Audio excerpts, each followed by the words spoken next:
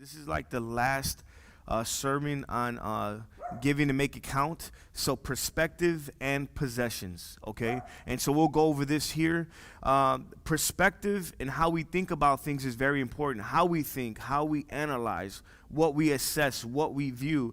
This is very important, right? This will determine how we approach life, how we take care of situations that come up, things that we face. This, our perspective, will determine this. The Bible even says this in Proverbs 23 verse 7. It says, "For as he thinks within himself, so he is." The way you think, so you are, right? And then the second part of the verse, so he says to you, eat and drink, but his heart's not with you. That's not the main juice in that scripture. But today, right? We are today what our thoughts have brought us, and we will be tomorrow what our thoughts take us. So we are today where our thoughts brought us, and we will be tomorrow where our thoughts will take us. Our greatest days in ministry are still in front of us. We haven't even tapped into our greatest days. Everything the greatest that we have achieved is going to get us where we need to go tomorrow, and they're still ahead of us. And the right kind of attitude, the right kind of perspective, the right kind of outlook on life will affect us more than what happens to us and the opportunities that come up. Opportunities will come, but how we look at them is more important. Things happen, but how we approach what happens is a little bit more important. Our perspective really takes is really a key here. And there's some perspective pointers that I want to point out, and this is just on perspective and possessions. Okay, so just keep that, and I just want to lay a little foundation before we get into this. Some perspective pointers. How we view things determines how we do things.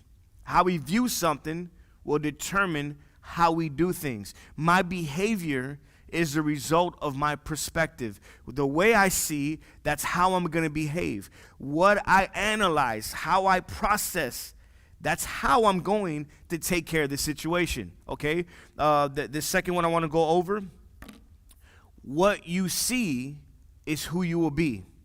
What you see is who you will be. We don't all see the same thing. All right, we don't all, we can be in the same environment, we can be in the same service, we can be in the same upbringing and come with two different mental pictures of what we engaged in, okay? Hebrews 4:2, it says it perfect. For indeed we have good news preached to us, just as they also, but the word they heard didn't profit them because it was not united by faith in those who heard.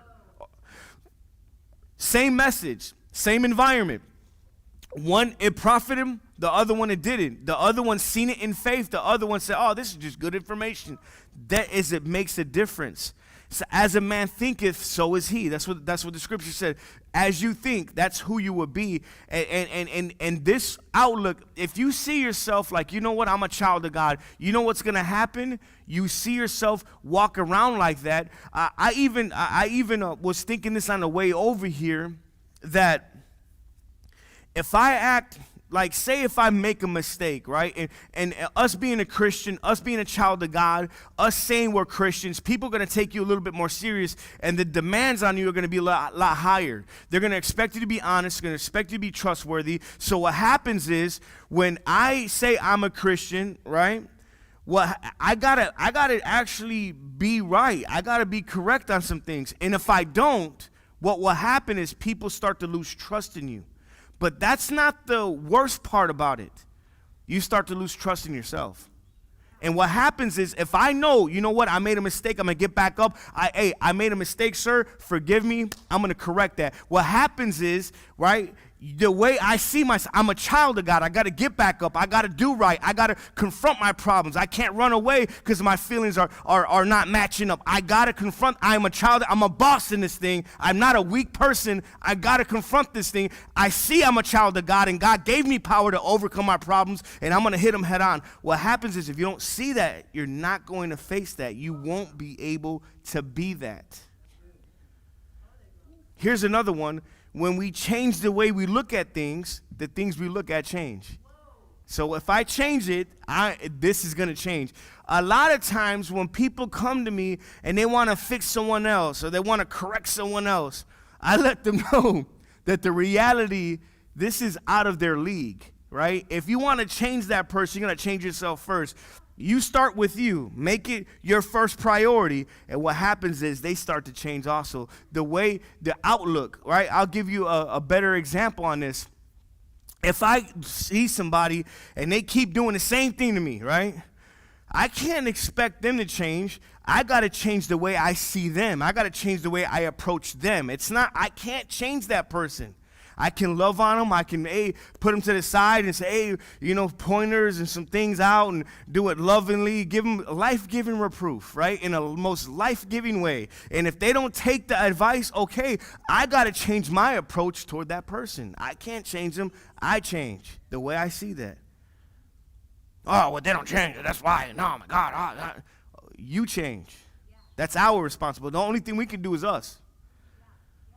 And here's another perspective. What I believe about life determines how I perceive life, which determines what I receive from life. Wow. So what I believe about life determines how I perceive it, which determines what I receive from life. This is more than anything, this right here was hitting me hard right here. And there's a story about perspectives that I can illustrate, and I heard this, okay? So I'm going to let you know, I learned this lesson, so I want to share it with you guys. I learned this, so I was like, you know what, this is so good, I want to share it with the church, okay? This lesson here, okay? And there's a story about perspectives, about dogs and cats, a diary of a dog and a diary of a cat, okay? The diary of the dog, he says, it's 6 o'clock in the morning, man, it's wake up time, I get to go outside, my favorite thing. 7 o'clock, man, I'm going to eat, my favorite thing, right? 8 o'clock, I get to stand by the door and bark at people that pass by, my favorite thing, right? 12 o'clock, I get to nap, man, my favorite thing, right? 1 o'clock, I get to chase, right, the people walking by the window, my favorite thing. 6 o'clock, man, my people come home, I get to relax with them and cuddle with them, they give me attention and they pet me, my favorite thing.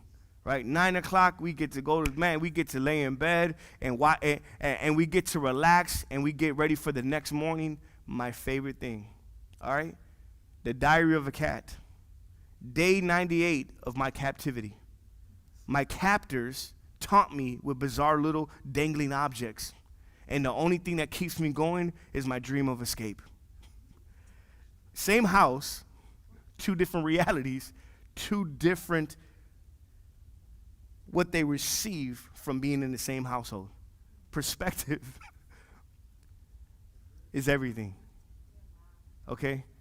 Perspective about possessions. I want to go over this because there's in the Bible there's a story in there, and Jesus is telling this to somebody. He's explaining this story to somebody. And it puts it very good about possessions and about everything else. And here's the thing. I know that we're learning about this, how to take care of the possessions, how to look at them, and it's something that we're all learning. So when I was reading this and when I was learning this lesson, I'm like, dang, I got to catch up. There's some things I got to work on here. Okay, so Luke 10:30-37, look what it says. Jesus replied and said, a man was going down from Jerusalem to Jericho and fell among robbers. And they stripped him and beat him and went away, leaving him half dead. Okay, there's robbers there. And they beat a guy. And by chance, a priest was going down that road, and he saw him, and he passed by on the other side. He looked up and went on the other side, okay? Likewise, a Levite also, when he came to the place, saw him pass by on the other side. Okay? 33. But a Samaritan who was on a journey came upon him and went and saw him, and he felt compassion. Verse 34.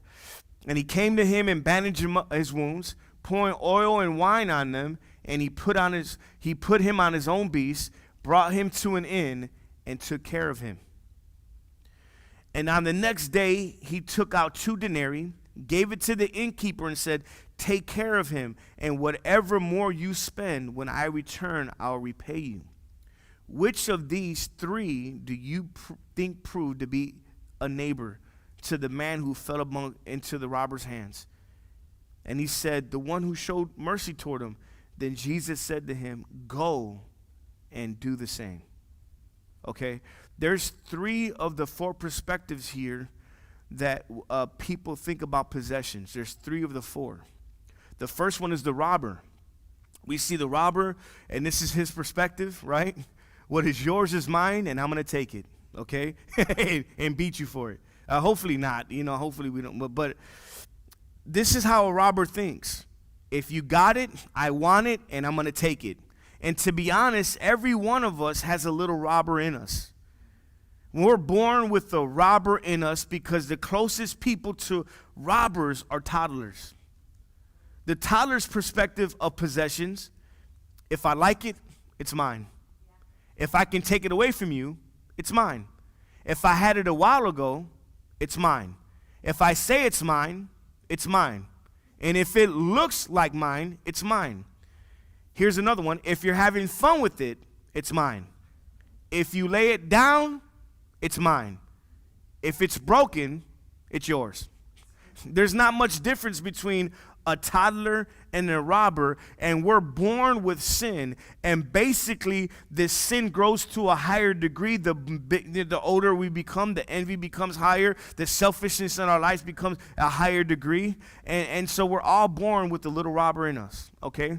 Here's the second one. The priest and the Levite, in their perspective, what is mine, and I'm going to keep it. What is mine, and I'm going to keep it. They saw the one who was in bad shape. They went to the other side of the road, and they passed by. They seen the guy and said, you know what, let me just avoid this, right? What is mine, and I'm going to keep it. I'm going to give you another little illustration here about this. There was a dad that took the son to McDonald's, and he got the son some fries. And he went to reach for the son's fries to grab a couple of them so he can eat. And the son stopped him and said, my fries. And 3 thoughts hit the dad. My son doesn't understand where these fries come from. The father took money from his pocket, took it out of his money, bought those fries. He's the source of getting those fries. He actually made it happen for those fries to be available. The second perspective, the son doesn't understand that the dad can take those fries. If he wanted to, he can take them, and if he wanted to do even worse, he can bury his son in fries. He can get 50 packs of fries, dump it all over his kid if he wanted to. I wouldn't recommend that, but he could have done that. And the third one, the son doesn't understand that the dad doesn't need his fries. He can go to the same counter, give them money, and get some more fries. He doesn't need his fries. But as a father, he thought it would be wonderful if he would like to share them with the dad. And this is exactly how it works. This is exactly how it works. There's 2 non-compatible words when it comes to perspective and possessions. 2 non-compatible words. Selfishness and significance. They're not compatible. Selfishness and significance. Significance, it's all about others. Selfishness is all about us. And they're not compatible at all. There's no way we can be significant in life if we have this thought. What is mine, and I'm going to keep it. Selfish people cheat themselves. When a person holds on to their possessions, what is not realized is that it's cheating oneself. If we hold back, we lose it. And if what we keep, we lose, and what we lose, we keep. Wow. Proverbs 11:24 says it beautifully. There is one who scatters and yet increases all the more. And there is one who withholds what is justly due and yet it results in only in want. Here's the thing. If we give, it will come back to us. It will. Give when it is in our power to do it. That's another one. But here's the thing. Knowing when to give is the key. Knowing when to do it is the key. The problem in our culture is not the have and have-nots. It's the give-nots. It is not the issue of having a little or having a lot. The issue is giving not. And honestly, everyone can give something. I did a study a long time ago. It's called Faith and Finances. I did a whole course on it, and it took a while. Pastor Nick took me to that course. I had to take it. I got all the notes to it, and Faith and Finance, and they broke it down. They would say, even if you don't make a lot, you can still save. And even if you don't make a lot, you can give something. Everyone can give, and everyone can save. And they broke it down where it was a reality, like, you know what? We can get ahead. We can get out of debt. We can actually make our life work with what we have. We can downsize, marginalize, use what we have, wear it out, keep using it, put a little tape on it, put a little gum, and make it work, and keep on using it and make it work, make it count. And everyone honestly can save, and everyone honestly can give something. I'm going to get, here's the last perspective. Here's another one. The third one is the Good Samaritan. This is his perspective. What is mine is yours, and I'm going to give it. And that's that's kind of like a tough thing. What is mine is yours, and I'm going to give it. This area of living is where we want to start living our life in, right? He had a healthy perspective about his possessions. The priest and the Levite and the Samaritan all saw the same problem. They all had the same opportunity. They all had a reason not to help. But the priest and the Levite had an inside perspective, and the Samaritan had an outside perspective. An inside perspective, right, says this. When a situation arises, how would this affect me? The first person I always look out is for myself. The priest and Levite see the person, and they said to themselves, what is this going to do to me?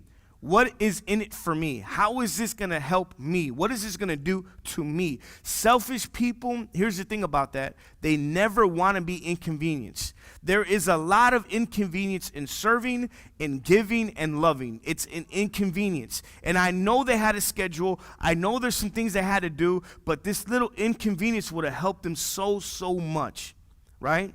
But the Samaritan had an outside perspective, and the outside perspective says this: if I don't stop, what will happen to him? He's probably going to die. Something bad's probably going to happen to him. And if I don't stop, what's really going to happen to him? Something bad's going to happen to them. And just know, and just honestly, if you're giving to this ministry, you're giving to this church, you're really giving to make change lives. People are actually becoming better from this. It's going to make a difference in people's lives. And here's another thought about an outside perspective that really hit me hard. What's going to happen inside of me if I don't help this person out? What is it going to do inside of me? My heart's going to become callous if I don't help. I'm going to get hardened in some kind of way. It's something, I don't know. I'm going to lose my edge. I'm going to lose my fire. I'm going to lose my love for people. I'm going to lose my compassion. The level of compassion is going to go down. Selfishness is going to rise up. I'm going to get hardened. It's something, I don't know. It's going to make me a little bit more evil, make me a little bit more bad. It's going to make me a little bit more hardened. If I don't help, when it's time to help out, what's it going to do inside of me? If we live selfish life, after a while, we can pass by people with needs and hurts, and it's going to have a little effect on us, very little effect on us. The soul becomes callous, like where it's hardened, it's impenetrable, like you don't even feel nothing for people that need help anymore. And what happens as a result is you don't help when people need it. Albert Einstein, and this guy, he actually was one of the EMC squared, right? This guy almost invented like the electricity. This is like a boss in his whole generation. And look what he said here. A person first starts to live when he can live outside of himself. What happens is this Samaritan actually made it count. He actually got outside of himself.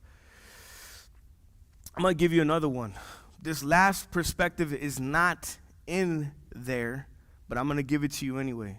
And this level is out of sight. This level is just way different.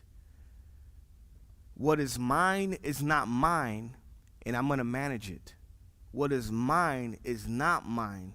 I'm going to manage it. The reason why we can give, because we realize it wasn't mine. We shouldn't have a hard time giving our talent. We shouldn't have a hard time giving our talent, our time, and our treasure. It's not our life. These are not our gifts. It's not our talent. It's called gifts because we didn't earn them. Someone gave them to us. We didn't deserve them. It was wired inside of us in our mother's womb. God said, I'm going to give you this gift. Here, work it, elevate it, grow better in it. But it's not your gift. I gave it to you. You didn't do anything for it. I gave you this gift. And it shouldn't be a hard time to let it go if it's not ours. It was a gift. I didn't earn it. He gave it to me. I just elevated. I became better in it, and I became better so I can give it in a better way. There's a couple scriptures. Psalms 24, verse 1. The earth is the Lord's and all it contains, the world and those who dwell in it. In other words, he was saying everything in it, the earth and everything in it, it belongs to him. If we have this view, we become healthy about what we have. If we understand he gave it to me, it's all his anyway, I'm just borrowing it, I'm going to have to give an account for what I did with this, it's really his, it really changes the way you receive things and what you really have and what you're really good at. You understand it really is his, and he can take it away from me at any moment of the day. Yeah.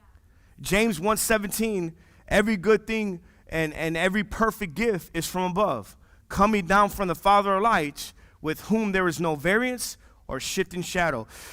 I'll give you another example. Say if I have a gift and I want to give it to a certain person I know that needs help, and I give it to the mailman, I have the right address, I have the right packaging, I hand it to the mailman, and then I go home and then I find out that the delivery person didn't get it to the person that needed it. I know they needed it. I had it. I was like, you know what? I'm going to make it happen. I'm actually going to do this. And the delivery person takes it home. Not only did he take it home, he opened it up. And then going to confront him, he says, I thought since you gave it to me, it must be mine. We have to understand we are God's delivery children. He blessed us so we can be a blessing to others and pass it on. He gives us something so we can give it to others also. God will give to you what he knows will flow through you. And just because he placed something in my hands doesn't mean I'm supposed to keep it. Maybe I'm supposed to use it for a while and pass it on so it can bless somebody else at the same time. And what happens is God will keep on pouring in because I keep on pouring out. But what happens is when we become stingy and we withhold, and he's like, dang, all I got to do is stretch a little bit. All I got to do is give a little bit. All I got to do is be there a little bit. And man, God, it's going to bless this person so much more. But nah, I'm just going to keep it. What happens is you withhold the blessing for somebody else. So God has to use somebody else to give it to them because you withheld. He said, I'm going to give it to them. You were supposed to be my delivery child, but I got to use somebody else. I got to use another circumstance. I got to bless somebody else too. I got to just do somebody else. I can't trust you with that.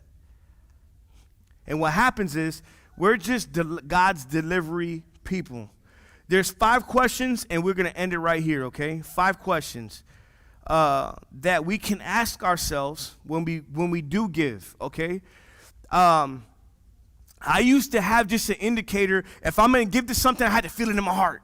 But maybe if we're going to be giving, right, and we come to church and we know we're supposed to give, right? We're supposed to give our tithes, our offerings. We know we're supposed to do that. But why don't we just take it up a little bit and let's have a thought process. What should I actually questions should I be asking when I do give? What are some things should I consider if I'm gonna give? I shouldn't just, the only indicator shouldn't be I feel it. I just feel it in my heart. Oh my God, I just want to do it. Like, no, maybe we should actually bump this up a little bit. Who in here is guilty of saying, I'm gonna give because I feel it. I just feel it, and that's it. That's the only indicator. If I ain't feeling it, I'm not gonna give. Well, maybe that's a low level of giving, right? Maybe, and I'm guilty. I'm not trying to bash nobody else. I'm guilty. If I didn't feel it, I'm not gonna give. Nah, sister, she didn't say hi to me. I'm sad. She don't deserve it. You know, some of us are foul like that. Some of us are just so foul like that. And Christians, I hate to, they're the worst. The worst. I give to my church. Oh, get away from me, you filthy other church person. Like, dang, man, hey, I come in peace, man. I'm just, hey, God bless you too. I got to make sure I don't do that to other people, though. You know what I'm saying? I got to make sure I got to do that to other people. Okay, so 5 questions we can ask ourselves when giving. Here's the first question, is the leadership question. Does the leader have competence and character? Competence means, are they a good leader? Do they actually make good decisions, right? Character, are they honest? Do they have integrity? Everything rises and falls on leadership. So if I'm going to financially give and I want to make sure the leadership has competence and character, here's the bottom line. A good leader is going to do good things with it, and a bad leader is going to do bad things with it. Very simple. Either they're going to do good or bad with it. They're going to do what they're supposed to do with it or do what they're not supposed to do with it. Very simple. Very simple. And here's another one, right? So that's the first question, is the leadership. If you know the leadership and you know all behind the scenes, then hey, then if you're a step ahead. But here's the second one, is an involvement question. Can I give more than dollars? What if I just want to roll up my sleeves and do something and get involved and partner with them and actually help them achieve their goal? Matthew 25 says, when I do it to the least of these, we do it to Jesus Christ, in a nutshell. So if someone tells me I want to do something for Jesus, I just, man, that's pretty easy. All you got to do is give somebody that's hungry something to eat. All you got to do is visit somebody in prison, which shouldn't be hard if we grow up where, never mind. All right, it shouldn't be hard. All you got to do is make a phone call, write a letter. When you're doing it to them, you're doing it to Jesus Christ. You know what? He values people so much that when we give to someone, he takes it personally. He's like, man, if you gave to them, I'm taking it personal. I'm taking it like you're doing it to me. And here's the thing. So can I give more than dollars? Can I get involved? What if I just don't want to give dollars? What if I want to give my livelihood? What if I want to give my life, my energy, my time, my talent, my treasure? What if I want to give to that? You know, can I actually get involved? And here's another one, the difference question. I thought this one was good right here. Is this organization making a difference for others and me? Is it making a difference for others and me? And you know what? Because people are telling me, oh, I'm going to give to this little place, and they don't even know the place. They never been there. I understand. But here's the thing. Is it making a difference for others and for me? I want to give where my life is being changed. Like, you know what? My life changed with this organization, with this church, and I think it would change other people's lives too. I'm going to give so it can advance and other people can get blessed just like it happened to me. Not only that, it's going to bless other people, but it also changed me. It's like going to Burger King and paying McDonald's their money. I ate I enjoy this burger. I don't know. I like Burger King better than McDonald's. That's just me. That's just me. I'm not promoting McDonald's or Burger King. And I ate the cheeseburger. And I go to McDonald's. Here you go. I'm paying for the Whopper. No, if your life's being changed, just give to it, right? And here's another one, is the God question. And this is kind of like the basic one right here. This is how I used to just only give, just to this. What God's blessed. Sorry. Yes, okay. What God is blessing and has prompted me to give. What is God blessing and has he prompted me to give? What is God blessing and has he prompted me to give? This is like kind of like one of the ones that I just used to have. Did God prompt me? What is God doing, right? And I love this question because I want to give where his hand is at. I want to give where his anointing's on. I want to give to the cause and to the people that he's moving through. I want to give where they're achieving points, where they're scoring points, where they're gaining souls, where they're making a difference. And I used to say, if I feel it, then I'll give. But here, we can't dismiss that, though. We can't dismiss that at all. If God's on that place and he's prompting me to give, maybe I should just do it. And here's a last one. It's the potential question. How can I increase my giving? This right here, I'm actually going through this phase right now. I'm going through this phase right now. In ministry, I used to work harder. I used to have more energy. I had more body movement, more things I had to do in ministry. And so I gave so much of that. But then when I became a pastor and I opened up the church, and I not only do I have that ministry that we're a part of, but now I'm the pastor of the church. So my season and role changed. So I don't move around as much as I used to. I'm not in the grind, in the groove of things. My work looks different. It looks studying, it looks reading, it looks praying, it looks writing stuff down, writing, tweaking, making better, getting content, getting from here, getting from there. Oh, I got an idea, getting from God. It just looks a little different than just moving around sweating all day. And so I had to ask myself the question without feeling guilty, God, am I giving enough and am I doing enough? Because my serving and giving looks a lot different. And if God elevated you, ask yourself this question. If you're starting to elevate and you're starting to achieve and you're starting to grow, am I giving enough and am I doing enough? And it's not a bad thing. How can I increase my giving? Am I really supposed to be doing what I'm doing, and should I be doing a little bit more? My fear is that the people that are in the center, in the home, they give so much, right? Now when your season changed, it's like, dang, it looks different. Since I'm not giving like this, I'm not going to give at all. Oh, if I can't be the pastor of the church, I'm not going to give nothing. I can't submit to it. I can't be a number 2 or number 3 or number 4. I got to be the number 1. But maybe the season changed. Maybe it's time for the younger generation to step up so they can pump fire into the people, and you're like a grandpa supporting them, giving them wisdom, being the eyes and the ears where they don't see, being the experience that they don't have, and be there for them instead of being selfish and all about you. I have to know this right here. I have to know when my time is up. I have to know my time is up. I am not getting any younger. Man, I have served hard, and I served lower, and then I pump fire when everybody else is. I kind of found my groove a little bit. Well, we can't be intimidated by somebody that's on fire.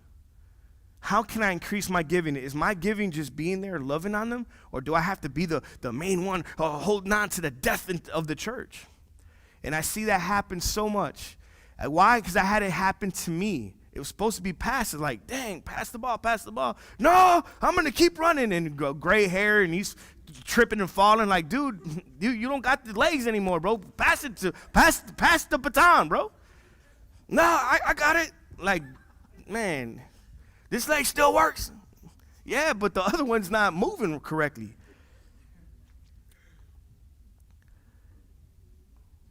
My prayer is this, that we have possessions, but they don't have us. That we don't want to be a church where we have a job, and we have bills, and we have possessions, and we have our livelihood as support, where our livelihood gets in the way of us giving to God. Our way of life, and it just gets in the way of where I partner with God, and I do for God, and I give so people can actually get saved. And that's my prayer. And so I want to just end this with a prayer. And just to let you just end this with a prayer, so our perspective about possessions just changed Well, we have it. It doesn't have us. I tell it where to go. It doesn't tell me what to do. Well, I have to change my perspective about that. I got it, but this doesn't have me. This is a thing. This is an object. I belong to God. I belong to him. He gave it to me in the first place. I manage it, and that's all. He gave it to me. I'm going to manage it, and I'm going to manage it well. So, Father God, I want to lift up everyone here up today, and I do pray that our perspective about the possessions, it changes to be healthy, God. And it's healthy in your eyes. It's healthy with us. Well, we have things and it doesn't have us. And we love you, Jesus. Thank you so much. Happy Thanksgiving, God. Amen and amen.